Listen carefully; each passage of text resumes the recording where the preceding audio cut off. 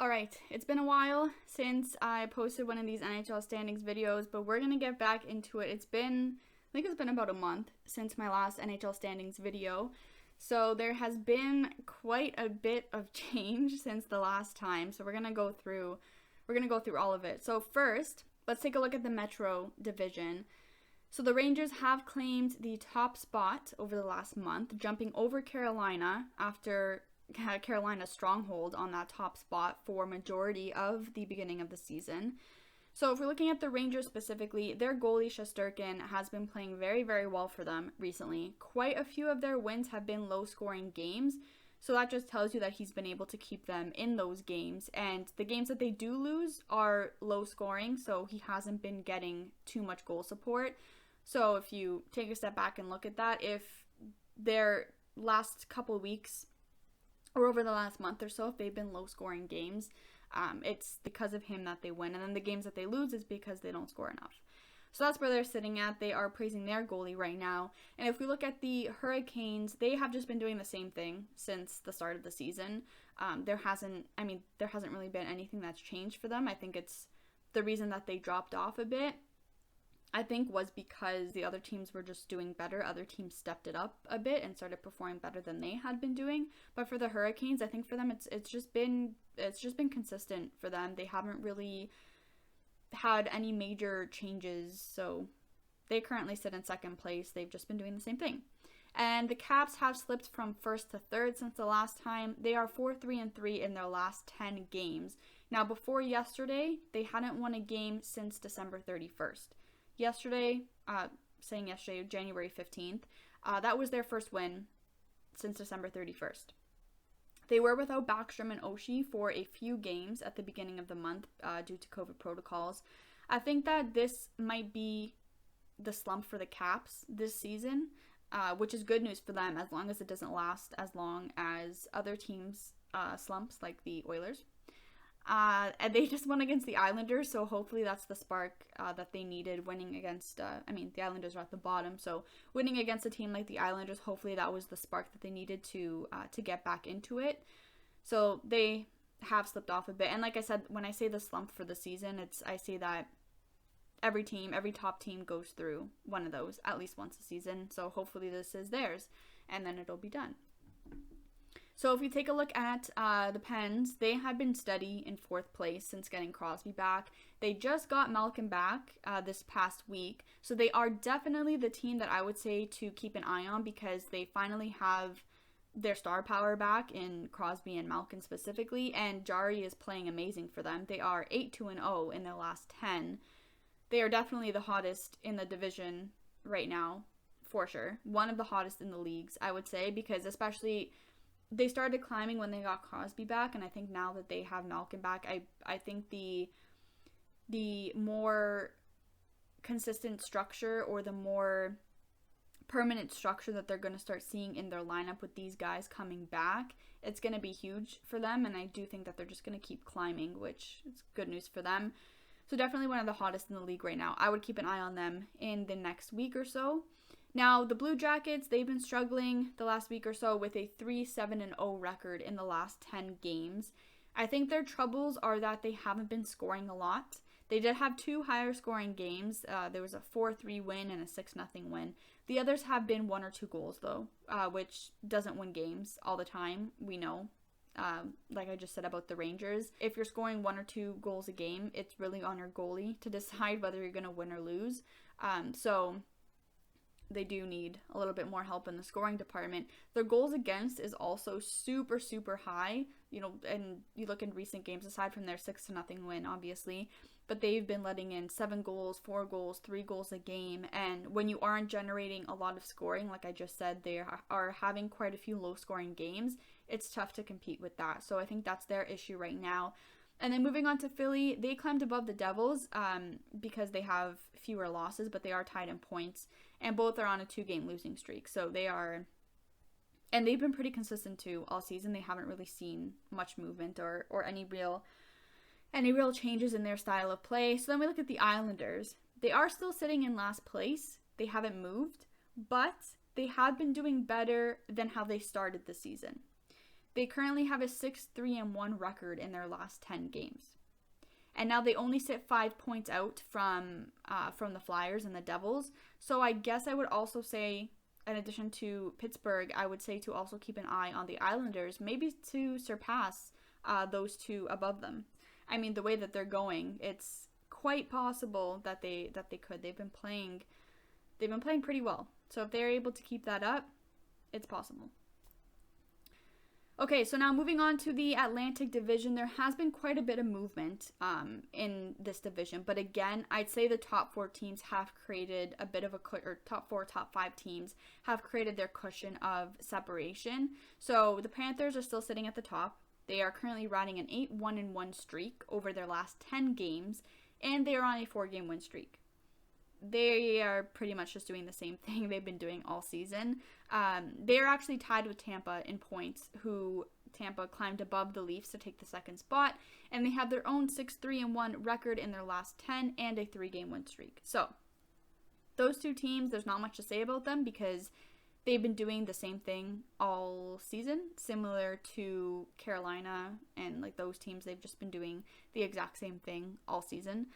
One major change, though, the Lightning got Kucherov back, which obviously is a big help for them. So, I mean, similar to like what I was saying with Crosby and Malkin returning for Pittsburgh, maybe Kucherov returning for Tampa is going to give them an extra push. It's going to give them that more solid every game lineup, maybe give them enough to push them above the Panthers.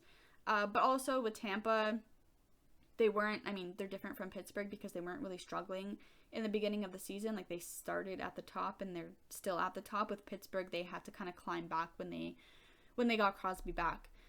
So that's the one big change there. The Leafs fell 1 spot to 3rd, and they sit 6 points away from Tampa.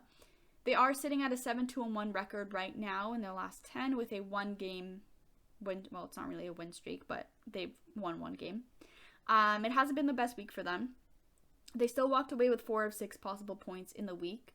But if you are a Leafs fan and if you watch the games, you know that the way that the games went weren't the best, giving up the leads and stuff like that. So I think this was possibly the Leafs' slump, as I've said, like I said for the Caps, like it's possibly their slump. So then we have the Bruins, who have moved up a spot, and it does pain me to say it, but they are actually doing really well for themselves right now, considering how they started the season. Didn't have too hot of a start to the season. Their record is 8-2-0 in their last 10 games, and they're on a 5-game win streak.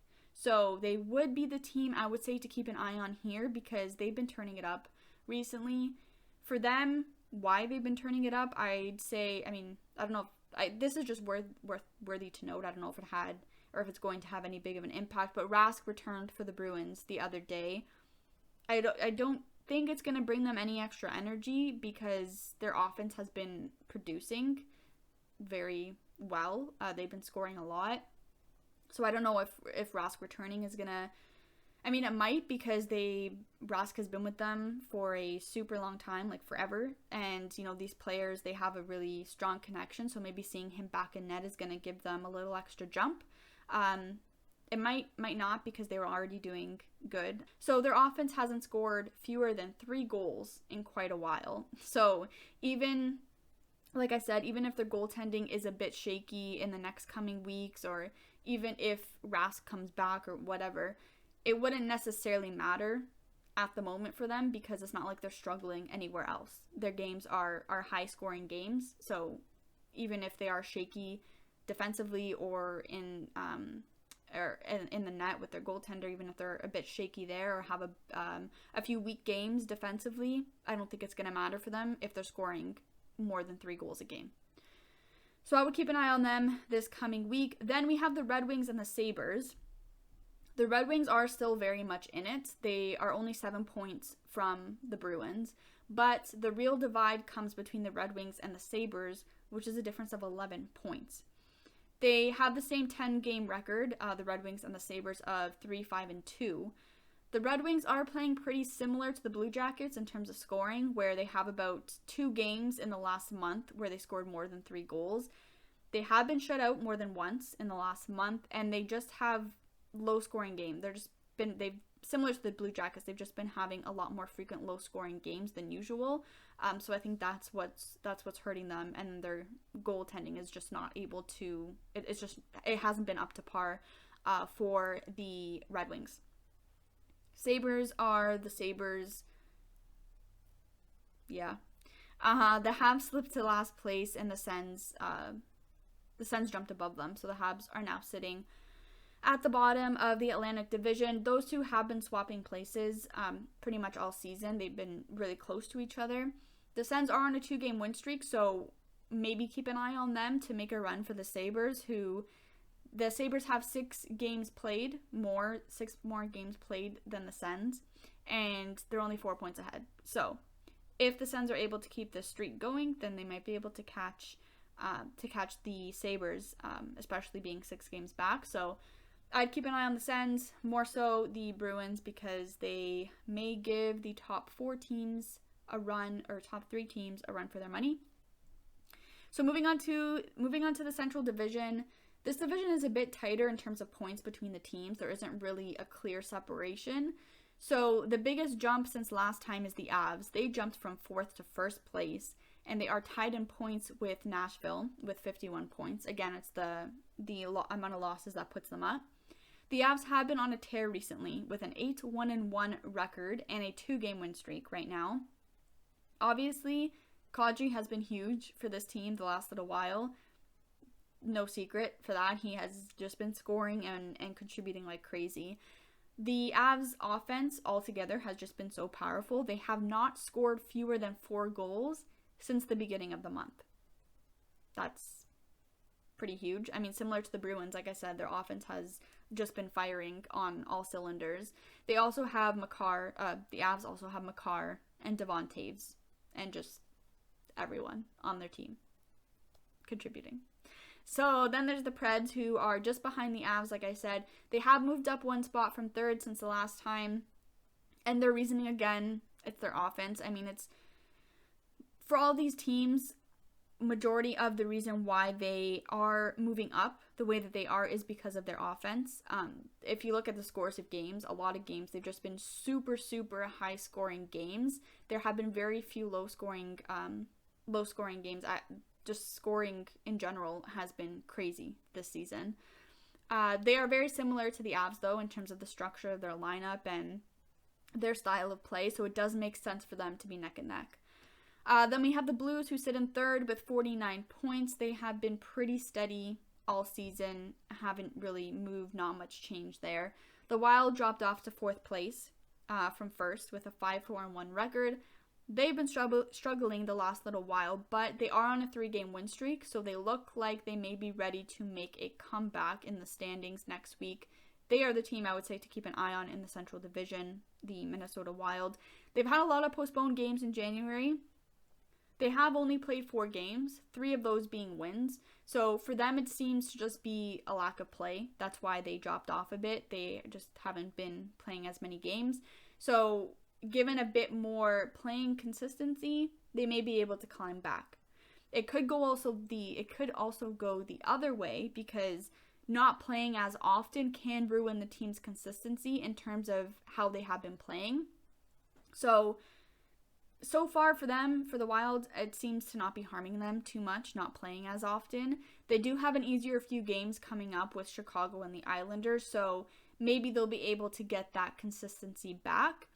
It's just hard when it's happened for a lot of teams, just having the games postponed and not playing as often. It can really go either way. Either, the team is strong enough to keep it together, or they fall off a bit. You look at the Oilers, they fell off a bit. So we'll look at that. We'll look at them in a second. But for the Wild, I think just based on their structure and their offense, I think they will be okay not playing as often. And once they do start to play those postponed games, I think they will start to make a climb again. So next we have Winnipeg. They have climbed over Dallas in the last month. The Stars are 5-5-0, so they have had trouble finding consistency. Their issue seems to be scoring. With most of their games just 1 goal, just scoring 1 goal in most of their games. The Jets have the high scoring games, so for them it seems to be the opposite of the Wild. where the lack of play due to postponed games, because they've had quite a few games postponed as well this past month or so. So the lack of play due to postponed games for the Jets has been affecting them negatively, and they aren't able to keep the consistent playing through the breaks in play that they have. So you look at the structure. I mean, you can compare the Jets and the Wild. Their structure is completely different. Their offense is completely different. The way they play is different. I just think they're built differently. So a team like the Wild will be able to keep their consistency for the most part. They may slow down a bit. The Jets are built different. They are a different type of team. I don't think they have the manpower or the structure to be able to stay consistent playing less frequently. So I think it will, or it has already started to impact them negatively. Their goaltending is going well for them, for the Jets, I would say. In the games where they are able to find the back of the net, they do get the support in their own net from their own goaltender that they need in order to keep the lead. So when they are able to score, the goaltender is there. When they aren't able to score, it's hard to get wins when you aren't able to score.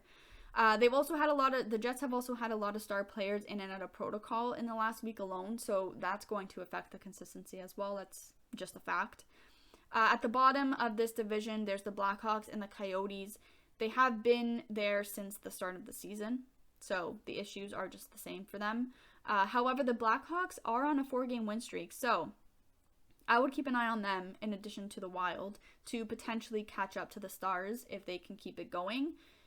For them, for the Blackhawks, everything has just been better. They have been scoring a lot more with only one game with 2 goals or less this month.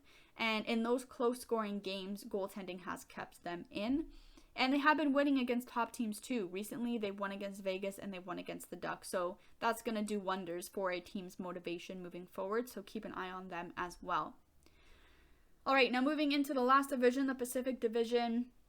This division is a lot closer in points. It's really just the last place team in Seattle who is far off with only 24 points. And the next team closest to them is the Canucks with 35 points. So I think that's where you see the divide. But for the rest of them, they are relatively close. There are a few big moves in this division which have made me very happy. And you can probably guess which moves those are. Let's start with Vegas though. They have climbed to the top spot from 5th place back in December. This month hasn't been their best as they've only won 2 games out of the 5 that they've played. But because of their prior success, they've been able to hold on to their spot. So not claiming as many points as usual isn't as much. I mean, and this is like what I was just talking about with the Wild and not playing as many games, having games postponed. It affects the top teams the same. The Wild, the Leafs, Vegas, it affects them in similar ways. Because they started the season strong, they are kind of able to, I mean, the Wild did slip off a bit more than the Leafs in Vegas, but they are the type of team where they're built where they are able to either hold on or make a strong comeback to kind of find the place that they were in the first place. So because of the prior success, they've been able to hold on to their spot. I'd say for Vegas, their recent issue has been consistency because they have been scoring high one game, and then the next game they get 1 goal. The next game they high scoring. The next 2 games are low scoring. So I feel like they have an issue with consistency, not in terms of their frequency of play, but just in terms of actual in-game decisions and how they actually play. Hasn't been very consistent, and they can't rely on goaltending as much, so I think it's more of a whole team issue. I think it just all around it's just been a whole team issue. They just kind of need to get back at it. LA has also been insane recently. They jumped from 6th to 2nd place, and they are currently 7-3-0 and on a 4-game win streak. This division has had massive jumps. So they are the team I would keep an eye on this week. Only 3 points from first. They are tied with the Ducks, so they have to hope that the Ducks go on a bit of a slide. Or I should say continue their slide, because the Ducks are on a 2-6-2 record in their last 10 and on a 3-game losing streak. So if the Ducks continue, I think the Kings will be in a good spot. So if that remains, it's good for them. Their offense, the Kings' offense has been firing for them this month. Before this month, they'd be scoring 2 or fewer goals a game, some with 3 goals here and there, but very low scoring games prior to this month. But now it's 4 goals or more pretty much every game. So they turned up their offense a lot. And when you have in this division other teams whose offense turned off, it's a good thing. They turned it up at the perfect time.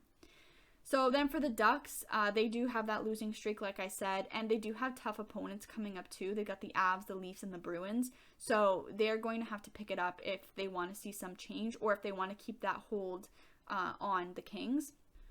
Then the Sharks, they remain in fourth, so not much change for them there. They've been pretty consistent. The biggest story for me here, it makes me smile, is the recent collapse of the Oilers over the last month. If you go back to my last video, my last NHL Standings video, the Oilers had to hold a second place in the Pacific. I predicted a little slump from the Oilers. I had said the Oilers are in second place, expect them to fall off because it's their time. And, well, now they sit in sixth place with a 2-6-2 record in their last 10 games and 10 points out of first. I mean, they're not far off from first, but compared to how, like, if they are able to turn up their offense, like, in, like, one game and just ride that high, they will find themselves back at the top. But for now, they're in sixth place. For now, they have a 2-6-2 record in their last 10 games. They have not been doing very good. Now, also, the Flames had a pretty big slide to fifth place, sitting just above the Oilers. So, I know I've been trashing the Oilers quite a bit, but I also have to trash the Flames because that's a pretty big drop too. They sat in first a month ago, and now they are 2-7-1 in their last 10 games. And if we want to look at the reasons for their slip, I don't think there is any glaring reason, like any injuries or missing key players. Although there have been a few missing here and there due to COVID protocols, of course, like every other team. But you can also say it's because there were so many games that were postponed. Like I've been saying, the frequency of play affects a lot of teams differently depending on how the teams are built. So you look at teams like the Leafs or the Wild, or I forget the other team that I was just talking about. But you look at teams like that who have had, or Vegas, it was Vegas. You look at teams like that who have had quite a few games postponed. They haven't been playing very frequently. And then you look at teams like the Oilers. When they stop playing frequently, look at how it affects them. Because their structure is a one-line team. They have one line, maybe 1.5, maybe. Defense, nothing special. Goaltending, also nothing special. So when you have a team that's built like that, it's hard for them when they're not playing consistently to come back because you're relying on your single line, your top line, to jumpstart the entire team. That's not going to happen. You can't have one line that's going to jumpstart the entire team. So the way that they're built makes it hard for them to be consistent at all when they don't play as frequently. So then we have the Canucks and Seattle in the bottom spots. Seattle has been this way all season. They're on a 6-game losing streak. Not the expansion team that anyone was hoping for. I'm pretty sure I said the exact same thing in the last video too. For the Canucks, it's been up and down for them because they were doing bad to start the season. And then when they got their new coaching staff and everything and they had those changes, they picked it up and they were doing great. But recently, they fell again. They're on a 3-game losing streak. So I think for them, it's because they're going through a lot of changes. They've been hit really, one of the teams that's been hit really bad with COVID. So they're going through a lot this season. Again, it's no excuses. It's just a fact. It's going to affect the team. I just think that I do think the season is a wash for them. I do think they are going to finish the season off strong, though, because of the coaching change that they had. And then maybe next season they will be a little bit more firm and a little bit more prepared and properly structured to complete or to perform well in the season. Also, I just realized I did not pick a team in the Pacific Division to keep an eye on. I would keep an eye on the Kings just because they have been insane recently and they turned on their offense at the perfect time. So I would keep an eye on them to continue that and to make a run for the top spot. Those are the NHL standings for this last week. Come back next week for an update on the standings.